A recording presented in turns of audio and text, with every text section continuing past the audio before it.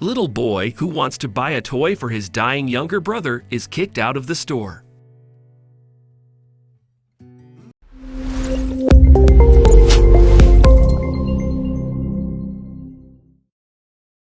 But before we start, please take a moment to give this video a like, subscribe to Happy World, and hit the bell so you'll never miss these great stories. 7-year-old Clyde went to the toy store looking for something for his younger brother, and the store clerk, Charlie, kicked him out because he didn't have much money. But a surprising person stepped in and uncovered something shocking that made others cry.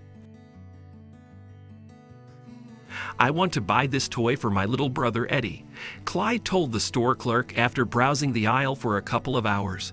His mother had brought him but had some errands to run, so she agreed to meet him in the food court, as long as he didn't wander elsewhere in the mall. Clyde wanted to take his time finding something unique for his little brother Eddie, but he knew his mother would be worried. "Kid, this toy is $50. Do you have enough?" the store clerk asked, looking at the boy with a puzzled expression. "I have this," Clyde answered, pulling out the $10 bill in his pocket. "That's not enough, kid. Pick something else," the clerk suggested. "But this is the perfect toy. Can you help me find something similar?" the boy begged. "I'm sorry. There's actually nothing in this store worth less than $20. Boy, you should leave," the man revealed, gesturing toward the door. "Please, sir. This is for my little brother. It's really important," Clyde pleaded once again. "Enough, kid. I have to work. Please leave, or I'll have to call security. Where's your mother anyway?" the man was almost yelling. Clyde hung his shoulders, left the toy on the counter, and started to exit the store, but someone stopped him. "Wait, child," a male voice called, and Clyde turned around to see an older man who had been wandering the aisles for a while. "Yes?" the boy asked curiously, but the sad expression on his face wouldn't leave because he thought his little brother would be disappointed if he couldn't buy a new toy, and he wanted him to have something new. "Why is that toy so important to you?" the man asked. "It's for my brother," Clyde replied. "But why is it important? Is it his birthday?" "No. Well," Clyde started but trailed off because he honestly didn't want to reveal the truth. It was too painful to say to a stranger. Besides, he shouldn't be talking to this man. He could be dangerous. "What is it, boy? What's going on with your little brother?" the man pushed, and Clyde broke down in tears. "My brother is dying. I wanted to give him something, but I only have $10 in my pocket. I thought I could buy the toy I picked," Clyde cried, explaining through tears why he was at the store. The store clerk stopped what he was doing and looked at the older man and the boy in complete shock.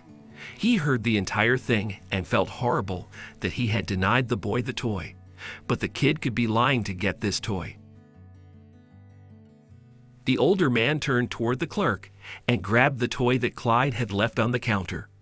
"I'll buy this for you, kid," he told the boy. "No, I have to buy this toy myself, so I can tell Eddie it was really from me," Clyde said, wiping his tears, but they kept coming. "All right then, I'll buy it and sell it to you for $10. How does that sound?" the older man said, giving the kid a huge smile, and Clyde finally grinned in return, although tears still marred his face. "Charlie, run my card," the man told the store clerk, who quickly ran it. But he didn't just bag the toy. He placed a bunch of other tinier toys inside the bag, such as a set of cards, some toy cars, and more. "Everything extra is on me. I'm so sorry, Mr. Matthews. I had no idea the kid was going through something like that," Charlie whispered to the older man, who was a regular customer at the store and was respected by the community in Montana. "Don't worry, Charlie. It happens, and you're not the owner, so you can't make many decisions. Let me pay you for the extra stuff," Mr. Matthews offered. "No, sir.